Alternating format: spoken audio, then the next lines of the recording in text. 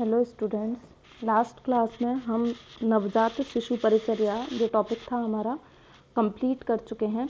लेकिन इसके आपके सिलेबस के अंदर अलग अलग शिशु की परिचर्या पूछी गई है, जैसे सद्योजात हो गया, जात मात्र शिशु हो गया, या फिर मॉडर्न के अकॉर्डिंग बोले फुल टर्म बेबी हो गया, प्री टर्म बेबी हो गया, या फिर जनरल जो परिचर्या जो हमें सभी की करनी है वो किस तरीके से करनी है। तो डिटेल तो इनकी वही है जो हम लास्ट क्लास में पढ़ चुके हैं कि परिचर्या में हमें कौन कौन से प्रोसीजर करने हैं या रिसक्सिटेशन किस तरीके से कराना है, सारे पॉइंट्स वही हैं। लेकिन इन्होंने अलग अलग, जैसे कि सद्योजात हो गया उसकी किस तरीके से करनी है, जात मात्र की किस तरीके से करनी है, उनका लेके हम थोड़ा बात कर लेते हैं इस टॉपिक पे। तो सबसे पहले हम देखते हैं कि सद्योजात क्या होता है। सद्योजात शिशु क्या होता है? तुरंत जन्मा जो शिशु है, जैसे अभी जस्ट डिलीवरी हुई है तो उसको आप क्या बोलोगे? शुरू के कुछ घंटों तक उसको आप बोलोगे सद्योजात शिशु, ठीक है। तो तुरंत जन्मा जो शिशु होता है उसको हम सद्योजात शिशु कहते हैं।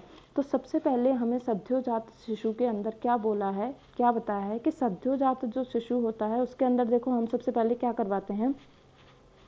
सबसे पहले हमने रिसक्सिटेशन करवा लिया और उसके बाद हम क्या करवाते हैं? अम्बिलिकल कॉर्ड करवाते हैं, अम्बिलिकल कॉर्ड कटिंग करवाते हैं। तो सद्योजात के अंदर परिचर्या, रिसक्सिटेशन हम पढ़ चुके हैं हमारा, तो यहाँ पे परिचर्या की बात आ रही है, केयर की बात आ रही है।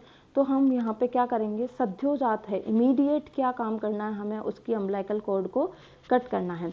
तो सद्योजात जो शिशु होता है इसमें क्या आता है? कटिंग ऑफ अम्बिलिकल कॉर्ड तक की परिचर्या आती है, यानी कि रिसक्सिटेशन से लेके जब तक आपने अम्बिलिकल कॉर्ड को कट किया वहाँ तक की जो परिचर्या होती है उसको हम बोलते हैं सद्योजात परिचर्या। तो आपको ये क्लियर होना चाहिए। सबसे पहले इसके लिए आपको पता होना चाहिए कि सद्योजात क्या है।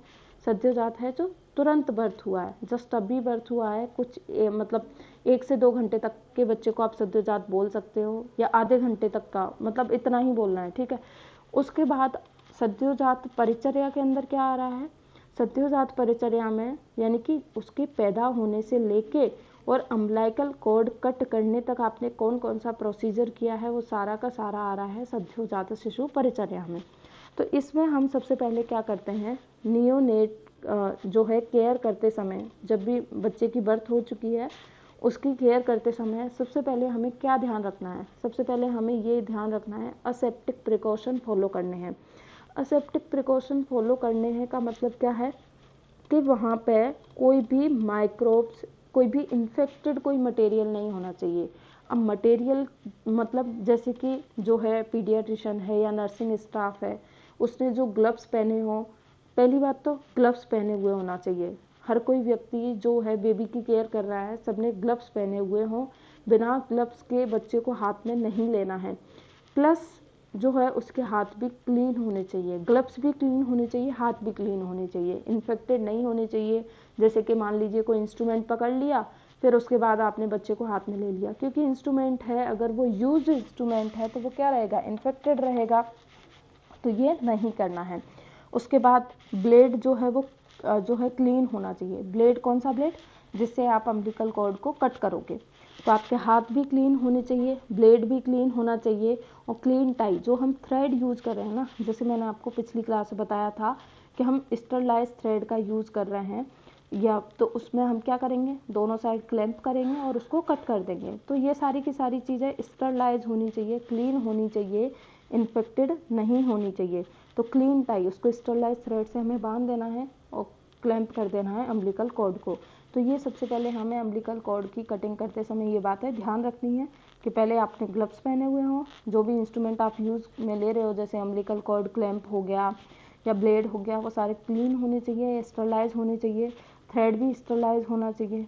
फिर उसके बाद क्लीनिंग ऑफ बेबी, बेबी की क्लीनिंग कैसे करनी है? आपने अम्बिलिकल कॉर्ड को कट कर दिया, सद्योजात है, अम्बिलिकल कॉर्ड को फटाफट से आपने काट दिया। उसके बाद क्या किया? जन्म के बाद नियोनेट को सूखे व सूती कपड़े में लेके उसकी बॉडी को क्या करना है? सुखाना है। मैं पिछली क्लास में आपको बता चुकी हूँ कि सबसे पहले हमें उसका, फिर उसके बाद जैसे ही आपने अम्बिलिकल कॉर्ड को कट किया हमें उसके टेम्परेचर को मेंटेन करना है। इसके लिए आपको उसको सूती कपड़े के अंदर लेना है और उसकी बॉडी को सुखाना है, क्योंकि उसकी बॉडी से कई तरीके के सिक्रीशन, फ्लूइड, ये सारा उसकी बॉडी से अटैच होगा, उसको रिमूव करना है और उसकी बॉडी को सुखाना है। मिकोनियम को क्लियर करना है। अगर उसने मिकोनियम सक कर लिया है या उसकी बॉडी से स्किन से लगा हुआ है तो उसको क्लियर करना है। वर्निक्स कैसियोसा को यहाँ पे लिख रखा है इन्होंने, रिमूव करना है, लेकिन आपको वही बात याद रखनी है कि उसको रब करके रिमूव नहीं करना है। इजीली वो रिमूव हो रही है तो आप रिमूव कर सकते हो, लेकिन बच्चे की स्किन को आपको रब नहीं करना है, अपने आप रब नहीं करना है। अगर वो नहीं निकल रही है तो 1 से 2 दिन में वो अपने आप ही निकल जाएगी। और थर्ड पॉइंट अपना हो ही गया कि बच्चे के टेम्परेचर को मेंटेन रखना है। तो इन बात का आपको ध्यान रखना है अम्बिलिकल कॉर्ड कटिंग के बाद। फिर उसके बाद आ जाता है क्लैंपिंग अम्बिलिकल कॉर्ड।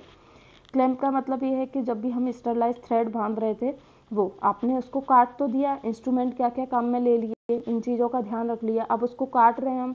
काटने के बाद मैंने आपको बताया था पिछली क्लास में कि हम क्या करेंगे, उसको जो कॉर्ड स्टरलाइज थ्रेड का यूज़ करेंगे वहाँ पे उसको लाइगेशन के लिए हम उसको वहाँ पे बांधेंगे। तो बांधने के लिए 2 से 3 सेंटीमीटर पर, जैसे मैंने आपको बताया भी था कि इसमें वेरिएशन है, कोई 1 से 2 बोलता है, कोई 2 से 3 बोलता है, तो आपको 2 से 3 ही याद रखना है। 2 से 3 सेंटीमीटर पर स्टरलाइट क्लैंप में अम्बिलिकल कॉर्ड को बांध देना है, लाइगेट कर देना है। बर्थ के 15 से 30 मिनट तक उसको ऑब्जर्वेशन करना है, हेमरेज नहीं हो, ब्लीडिंग नहीं हो, कुछ सेप्सिस तो नहीं बन रहा है। ये सेप्सिस का तो आप तुरंत पता भी नहीं लगा सकते, लेकिन हेमरेज को तो देख ही सकते हो कि ब्लीडिंग तो नहीं हो रही है। तो बर्थ के 15 से 30 मिनट तक आपको क्या करना है, बच्चे को अंडर ऑब्जर्वेशन रखना है। ये भी बात हम पहले कर चुके हैं। Placement of identity band, placement of, ये बहुत इंपॉर्टेंट चीज़ है। आप लोगों ने जनरली सुना होगा हॉस्पिटल से बच्चा चोरी हो गया या हमारा बच्चा बदल गया। जनरली ऐसा कब होता है, किस कंडीशन में लोग ये कर सकते हैं, जैसे मान लीजिए किसी के यहाँ लोग करते हैं, किसी के यहाँ जो है बेबी गर्ल हुई है तो उन्होंने क्या है उसको एक्सचेंज कर लिया किसी के लड़के से। तो इस तरीके से बेबी एक्सचेंज ना हो जाए या बेबी खो ना जाए, हॉस्पिटल में चोरी हो गई, बच्चे की चोरी होगी, जनरली देखते ही हम सुनते भी रहते हैं, न्यूज़ में आता भी रहता है। तो ऐसा ना हो इसके लिए हमें क्या करना है, इम्पोर्टेंट चीज़ है उसका आइडेंटिटी बैंड होना चाहिए। आइडेंटिटी बैंड में क्या होगा, प्रत्येक शिशु के पास एक आइडेंटिटी बैंड होना चाहिए जिस पर उसकी माँ का नाम लिखा होगा। एक बैंड होगा बच्चे की, चाहे वो हाथ में लटका देंगे या उसके कपड़े से टक कर देंगे उसको, तो उस पर उसकी मदर का नाम होगा, हॉस्पिटल का रजिस्ट्रेशन नंबर होगा, उसका बर्थ वेट होगा। दूसरा इसका देखो, पहला तो एक यही हो गया कि उसकी एक आइडेंटिटी हो गई, जो नर्सिंग स्टाफ है वो भी कंफ्यूज नहीं होगा कि ये किसका बच्चा था, क्योंकि जैसे ही बच्चे की बर्थ होती है सभी बच्चे सेम से ही लगते हैं, डिफ्रेंशिएट नहीं कर पाते हैं। तो मदर के नेम से पहचान भी सकते हैं इजीली कि ये इस लेडी का बच्चा है। दूसरा क्या है, उसके आइडेंटिटी जो बैंड है उस पर क्या लिखा रहेगा, उसका बर्थ वेट लिखा रहेगा, बर्थ डेट लिखी होगी, बर्थ टाइम लिखा होगा। तो इससे हम पहचान कर सकते हैं कि ये किसका बच्चा है। दूसरा ये हमें हमारा आबकार स्कोर वगैरह देखने में भी यूज़ होगा, बर्थ वेट वगैरह हम इसका इजीली देख सकते हैं। लो बर्थ वेट होगा तो उसका एक अलग कंपार्टमेंट होगा, उसमें रखेंगे, और कितने दिन तक उसको रखना है और भी इसमें डिटेल हो सकती है। तो ये 5 चीज़ें हमें बहुत अच्छे से याद रखनी है सद्योजात शिशु परिचर्या के अंदर, ठीक है। यानी कि जो तुरंत जन्मा जो बच्चा है, अगले पैदा होने से लेकर अगले आधे घंटे तक आपको कौन कौन से काम करने हैं वो सारी बातें हैं इसके अंदर। आधा घंटा भी नहीं लगेगा, 10 मिनट के काम है ये सारे, कि आपको अम्बिलिकल कॉर्ड कटिंग करनी है, मेकोनियम को क्लियर करना है, टेम्परेचर को मेंटेन करना है, और एक आइडेंटिटी बैंड उसके प्लेस करना है जिस पर उसकी माँ का नाम होगा, हॉस्पिटल का नाम होगा, उसका बर्थ वेट होगा, बर्थ डेट होगा, बर्थ टाइम होगा। ये होती है केयर ऑफ सद्योजात शिशु, ठीक है, सद्योजात शिशु परिचर्या।